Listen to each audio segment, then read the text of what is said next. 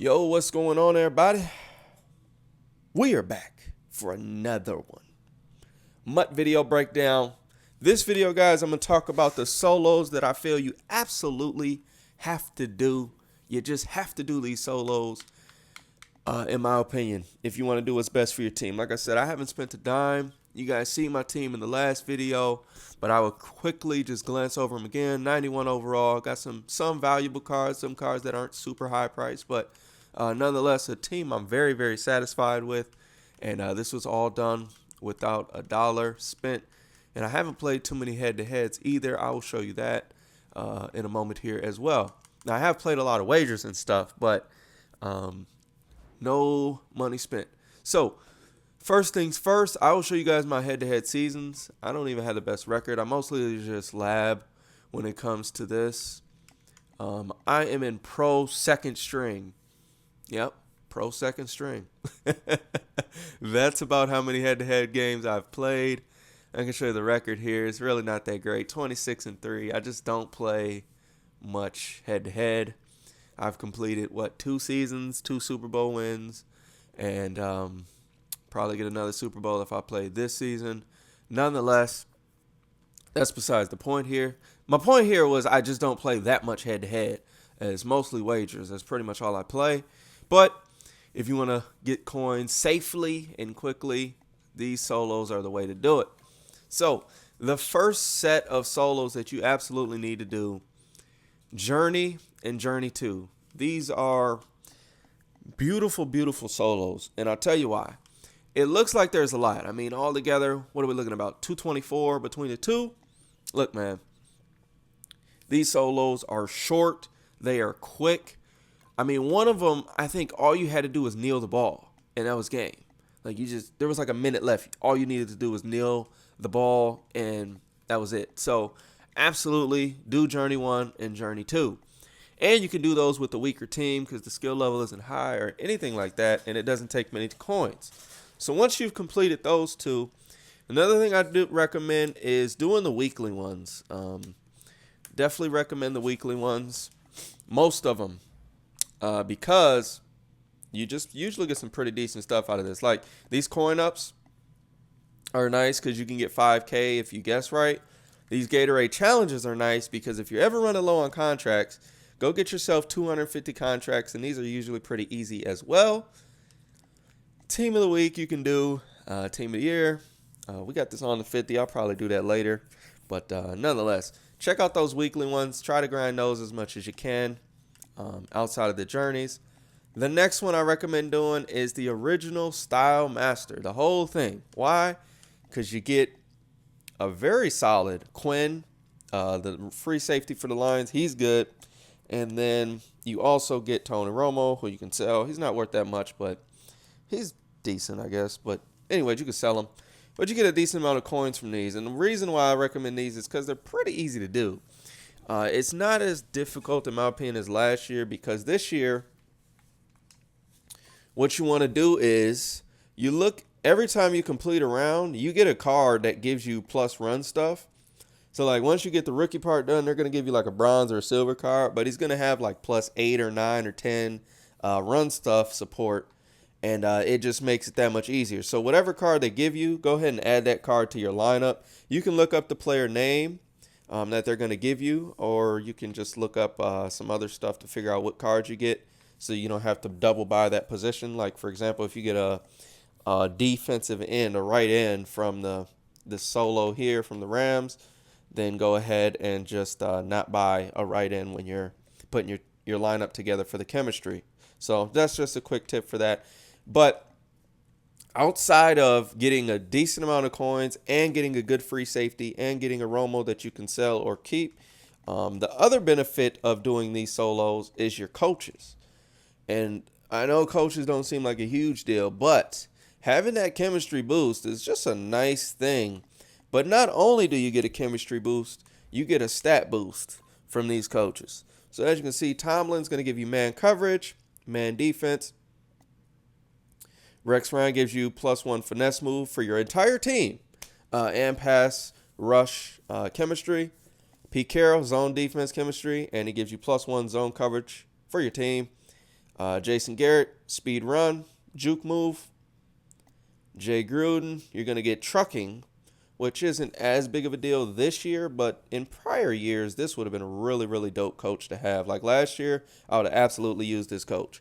And ground and pound chemistry, New England coach, a.k.a. y'all know who that is. Bill Belichick, long pass, and he gives you +1 spec catch to your entire team. And then Caldwell, who I'm currently using, is, let's see here. He has got run support, run stuff support, or chemistry, and block shed. So I pretty much swap between Pagano, who's short pass, and +1 catching traffic, and Caldwell here, who gives me the run support and block shed. So between those two, those are pretty much who I alternate between. Those are the chemistries I use personally. Just depending on the day, I'll use one or the other. But as you can see, these other coaches have some nice benefits, especially if you use their chemistry as well. And all the coaches give you, I think it's a +25 to your chemistry. So that's the other reason to do the Style Master. And even if you don't want to do the whole thing, at least get the coach for the chemistry that you use.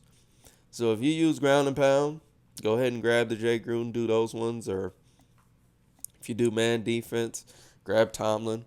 But at least get the coach for your chemistry, because it does help a little bit. I don't know that I notice a huge difference from having a better chemistry, but I will say sometimes it just feels a little bit better.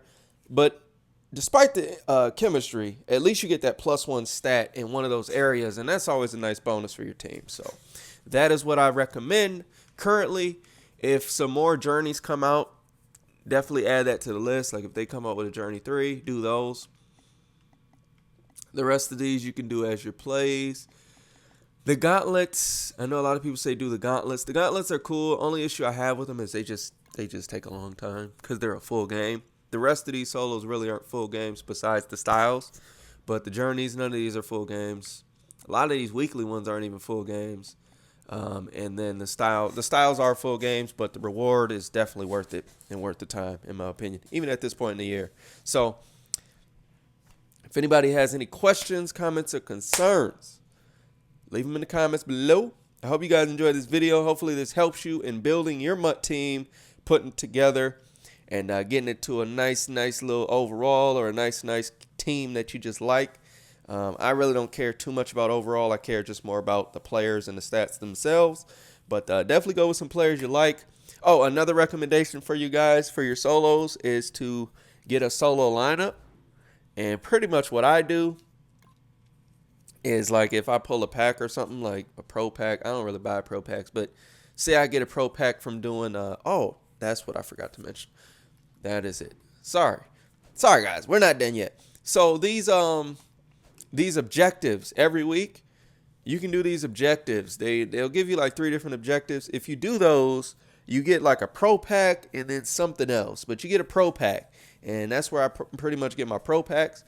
And then what you can do is, everybody gets these free gold cards. You can put them in sets. We'll talk about that in another video. But what you can do is go ahead and create yourself a nice little solo challenge lineup. And this is my solo lineup at the moment. And pretty much what I do is I use a card until, like, I'll put in, what's a good example? So like right here, I've got these 2 D tackles. They're really worthless. They really don't do anything. They're really not good, but you don't need a good team to beat most of the solos in the game. And so I'll put in these guys. Once they run out of contracts, once they get to like, oh, that's my control dies just in time. Anyways, once they get to like a few contracts, like 2 contracts, then I'll take them out, replace them with somebody else, and then I'll add those guys to a set or sell them or something.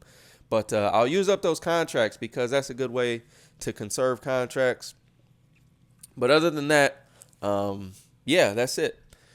Hopefully these tips helped you guys. Love y'all to death, man. Appreciate the continued support. Till the next time, man. We gone. All right, guys. There was 2 things I forgot in the video about your solo lineup. First, you want to use the free cards that they give you each week. Each week, MUT, by just lining in, they're going to give you a free promotional card. And it'll be at different spots all the time. But definitely use those cards in your solo lineup. Have them as a starter because, again, it's better to use up their contract than the contract to somebody else that you're using on your regular roster. Again, just a good way to conserve contracts. Another thing that you want to do in your solo lineup is not have a bunch of backups. As you can see, I don't have really any backups. And the reason for that is I just, again, want to conserve as many contracts as possible. I want to use up as few contracts with each solo as I can. So I just don't have a whole ton of backups. Like, I'm just going as few pretty much as I can for the most part. Just not putting a lot of guys there because I don't want to use up contracts. You can see I've only got 2 tight ends. I only got the 1 fullback, like pretty much minimum of what I can do for the most part. I mean, there's a couple spots where I got a couple extra dudes, but mostly just make your lineup as small as you can too. So that's the second tip. So just those 2 tips. Use those free guys, and actually sometimes those free guys are pretty good, and you can use them in your regular lineup. And depending on how good your team is, if you're starting off or whatever, they're probably going to be as good as or better than whoever you got currently. So definitely use those free cards. Check those out each week and take advantage of those. Otherwise, though, guys, thank y'all. Hope you enjoyed the bonus clip.